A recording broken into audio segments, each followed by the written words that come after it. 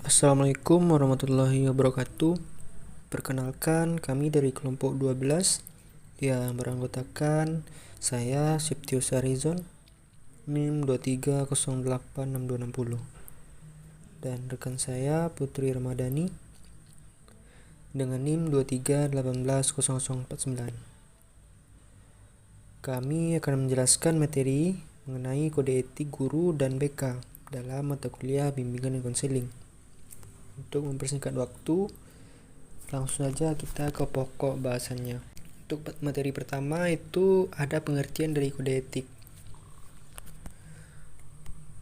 Di dalam pengertian kode etik terdapat dua komponen. Yang pertama itu pengertian kode etik profesi dan pengertian kode etik BK. Untuk pengertian kode etik profesi,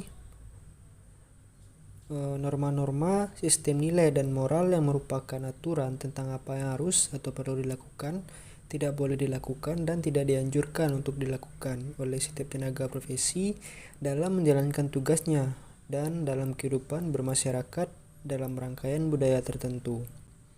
Kemudian untuk pengertian kode etik BK merupakan kaidah-kaidah nilai dan moral yang menjadi rujukan bagi anggota organisasi dalam melaksanakan tugas atau tanggung jawabnya dalam melaksanakan pelayanan bimbingan konseling kepada konseli.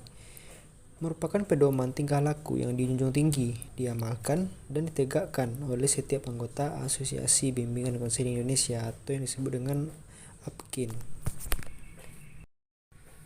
Kemudian di dalam pengertian kode etik BK terdapat tujuan.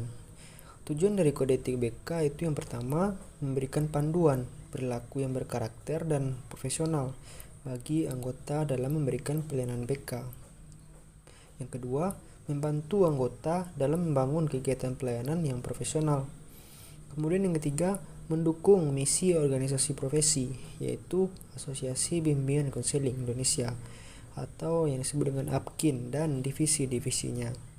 Kemudian yang keempat, menjadi landasan dan arah dalam menghadapi dan menyelesaikan permasalahan yang datang dari dan mengenai diri anggota asosiasi dari APKIN tersebut.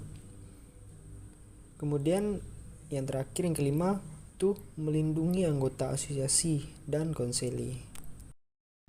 Selanjutnya, ruang lingkup kode etik guru. Lingkup kode etik guru di Indonesia mencakup dua hal utama. Yang pertama, pernyataan prinsip dasar pandangan terhadap posisi, tugas, dan tanggung jawab guru. Yang kedua, pernyataan berupa rujukan teknis, operasional yang termuat dalam 9 butir. Rumusan lengkap kode etik guru yang 9 butir tadi. Yang pertama, guru membimbing murid untuk membentuk manusia yang berjiwa Pancasila. Kemudian guru melaksanakan kejujuran profesional. Yang ketiga, guru berusaha memperoleh informasi tentang murid sebagai bahan membimbing dan pembinaan. Yang keempat, guru harus dapat menciptakan suasana yang dapat diterima murid untuk berhasilnya proses belajar.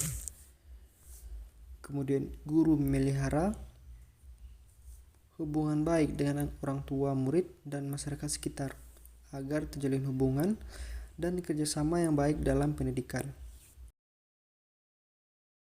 Yang keenam, guru mengembangkan dan meningkatkan mutu dan martabat profesinya.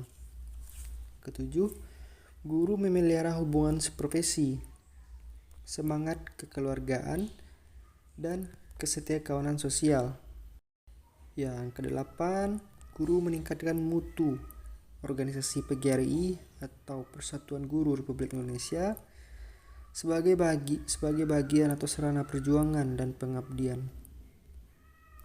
Kemudian yang terakhir atau yang kesembilan, guru melaksanakan segala kebijakan pemerintah di bidang pendidikan.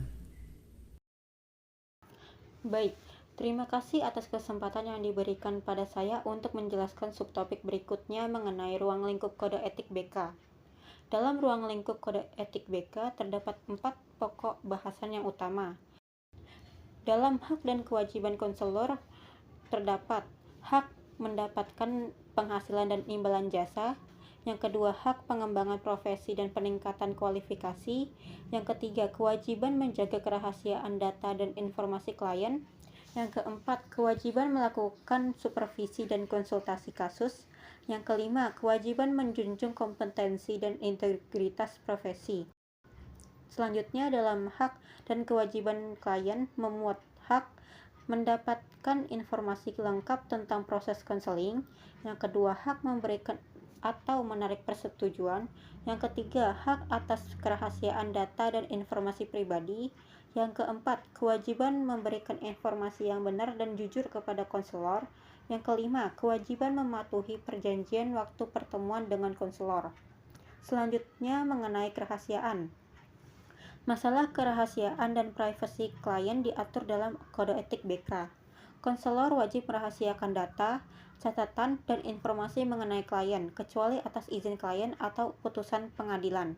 Pelanggaran terhadap kerahasiaan klien dapat berakibat fatal, seperti hilangnya kepercayaan klien pada konselor atau proses konseling itu sendiri. Yang terakhir, mengenai kompetensi dan profesionalisme. Konselor wajib menjunjung tinggi kompetensi profesionalisme dalam melaksanakan tugasnya, yang meliputi peningkatan pengetahuan dan keterampilan konseling melalui pelatihan, pendidikan lanjutan, atau sertifikasi kompetensi. Wajib melakukan supervisi, konsultasi, atau rujukan kasus jika menemui keterbatasan dalam kompetensi atau pengalaman. Selanjutnya, subtopik terakhir mengenai sanksi terhadap pelanggaran kode etik. Setiap pelanggaran kode etik akan merugikan konselor, konseli, lembaga dan pihak lain yang terkait, serta profesi BK. Pelanggar kode etik akan mendapatkan sanksi, baik secara moral berkenaan dengan kerugian diri konselor, konseli, dan pihak lain, serta sanksi secara formal dari organisasi profesi. Yang pertama, kita akan membahas bentuk pelanggaran terlebih dahulu. Pertama, kita akan membahas terlebih dahulu mengenai pelanggaran umum. A. Melanggar nilai dan norma yang mencemarkan nama baik profesi bimbingan dan konseling dan organisasinya, yaitu APKIN. Yang B. Melakukan tindak pidana yang mencemarkan nama baik profesi bimbingan dan konseli. Selanjutnya, pelanggaran terhadap konseli. A. Menyebarkan atau membuka rahasia konseli kepada orang yang tidak terkait dengan kepentingan konseli. B. Melakukan perbuatan asusila seperti pelecehan seksual, penistaan agama, rasis terhadap konseli, dan merugikan konseli. Yang C. Melakukan tindak kekerasan baik fisik dan psikologis terhadap konseli. Yang D. Melakukan praktik profesional yang tidak sesuai standar profesi. E. Tidak memberikan pelayanan atau mengabaikan permintaan konseli untuk mendapatkan pelayanan. Yang F atau yang terakhir adalah melakukan referral kepada pihak lain yang tidak sesuai dengan masalah konseli dan merugikan konseli. Yang ketiga yaitu pelanggaran terkait dengan lembaga kerja. Yang A. Melakukan tindak kesalahan terhadap lembaga berkenaan dengan tanggung jawabnya sebagai konselor yang bekerja di lembaga yang dimaksudkan. Yang B. Melakukan kesalahan pidana terhadap lembaga yang dimaksud yang dikenai sanksi atau hukum yang mencemarkan nama baik profesi, bimbingan, dan konseling. Yang keempat ada pelanggaran terhadap rekan sejawat. A. Melakukan tindakan yang menimbulkan konflik antar sejawat konselor, seperti penghinaan, menolak untuk bekerja sama, dan sikap arogan. Yang B. Berebut konseli untuk dilayani antar sesama konselor. Dan yang terakhir ada pelanggaran terhadap organisasi profesi. A. Tidak mengikuti kebijakan dan aturan yang telah ditetapkan oleh organisasi profesi. Yang B. Mencemarkan nama baik profesi dan organisasi profesinya. Lalu selanjutnya akan kita bahas mengenai sanksi pelanggaran. Yang pertama yaitu teguran secara lisan dan tertulis. Yang kedua, peringatan keras secara tertulis. Yang ketiga, pencabutan keanggotaan APKIN. Yang keempat, pencabutan lisensi izin praktik mandiri. Dan yang terakhir atau yang kelima adalah jika terkait dengan permasalahan hukum atau kriminal, maka akan diserahkan ke pihak yang berwenang. Lalu bahasan kecil yang terakhir adalah mengenai mekanisme penerapan sanksi. Diperoleh pengaduan dan atau informasi tentang adanya pelanggaran dari konseli dan atau pihak lain, Lalu selanjutnya pengaduan atau informasi tersebut disampaikan kepada Dewan Kode Etik untuk diverifikasi. Lalu konselor yang bersangkutan dipanggil oleh Dewan Pertimbangan Kode Etik untuk verifikasi pengaduan atau informasi. Lalu yang keempat, konselor yang bersangkutan berkesempatan membela diri, dan jika memang ada pelanggaran dan dianggap relatif ringan, maka diselesaikan oleh Dewan Kode Etik Daerah lalu dikuatkan oleh pengurus besar APKIN. Dan yang terakhir, jika pelanggaran mencederai profesi BK, Dewan Kode Etik Daerah melimpahkan penyelesaiannya kepada pengurus besar APKIN.